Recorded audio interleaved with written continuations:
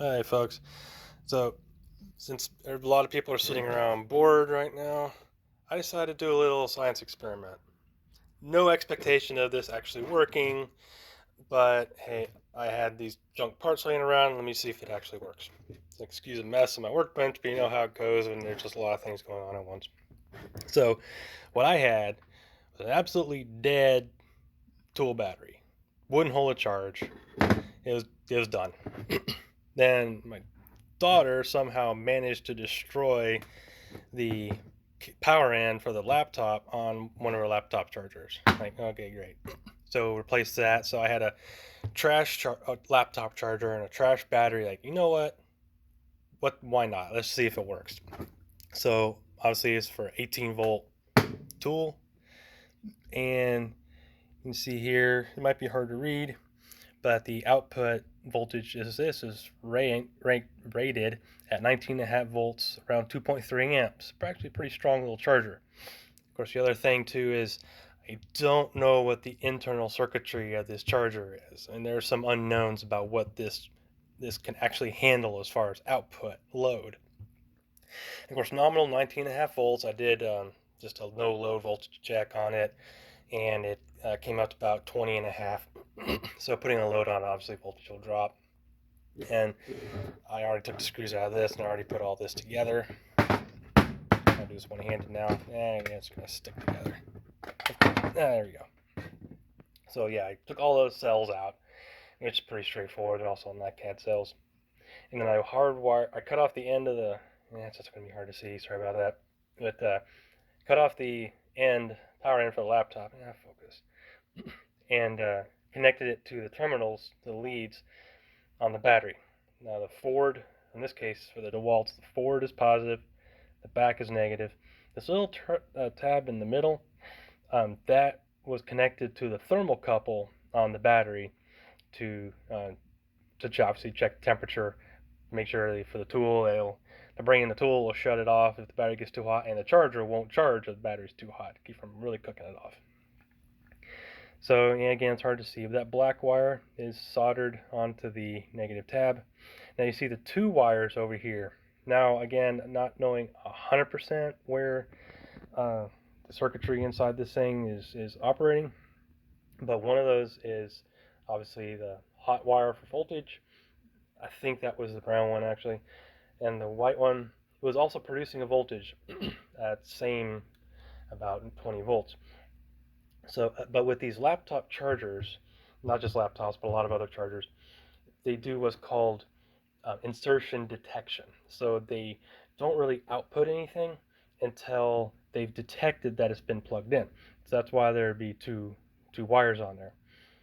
So when you plug it in, those two wires essentially touch and turns on the charger.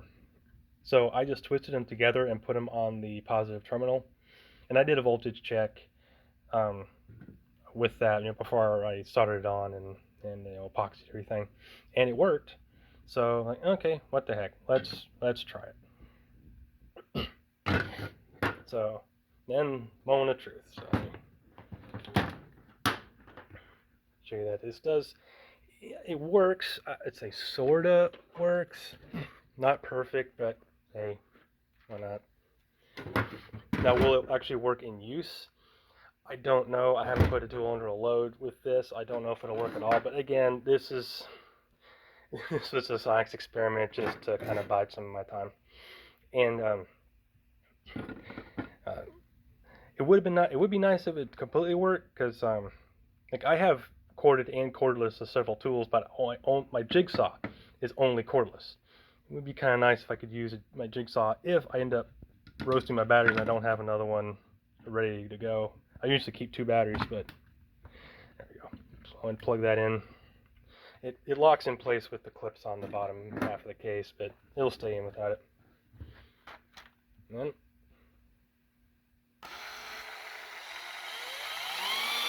there we go. And it works. Now you notice I kind of eased into it. One thing I noticed is, of course, these tools, when you hit it, it's pulling a lot of current at once. And I think the brains in here think that there's a short, because if I go and just hit it, and you see, I have to wait a second for it to reset, and it only gives me just a little bit. So obviously what's happening is the load is being pulled pretty high onto the adapter, and it's thinking that there's a short happening, and it self-protects and self-resets, which is kind of nice. But like I said, I didn't notice if you ease into it, it will go full bore. And I don't really have anything here on my workbench to fire it on, to really put a load on it. But I'm guessing it'll probably work okay. But if you really start putting a heavier load on it, it's probably not going to do too well. So this thing will probably, I don't know about driving screws, it'll probably do okay drilling small holes into wood or something like that.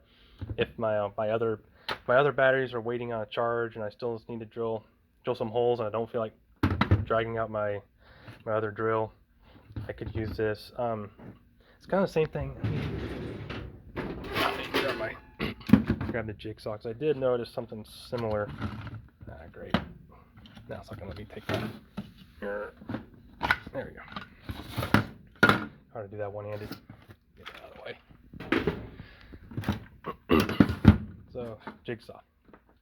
Yeah, the throttling this thing up's a little less progressive. So, yeah, so you start ramping it up. It is not on the battery. You start ramping it up, and it dies pretty quickly.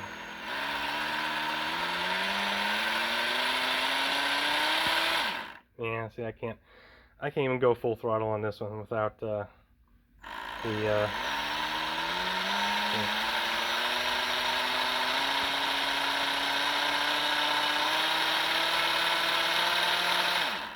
see, I can't even go full throttle on this one without the charge adapter not letting me. Forget it. So anyway, it's yeah, gigantic science experiment. I'll keep it around. Maybe if I'm in a bind or whatever, and I really need another battery, especially like for this thing. Like I said, I don't have a corded jigsaw. I mean, yeah, I should invest in one anyway. But again, it's a science experiment. See if it would work. And so who knows? Maybe with a different charger, maybe it would work better. Maybe this one, I mean, it's rated to output 2.3 amps, which is pretty good, but obviously tools like this are going to pull way more than that, especially under a load.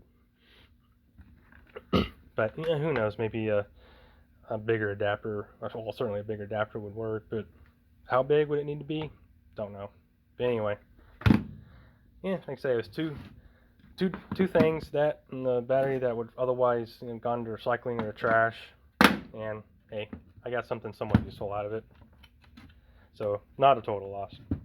Yeah, I need two hands. Never mind. Yeah, forget it. Oh well, hey, hope you got something out of this, and you got out of some of your boredom too for about 9 minutes, right? Yeah, have a good one.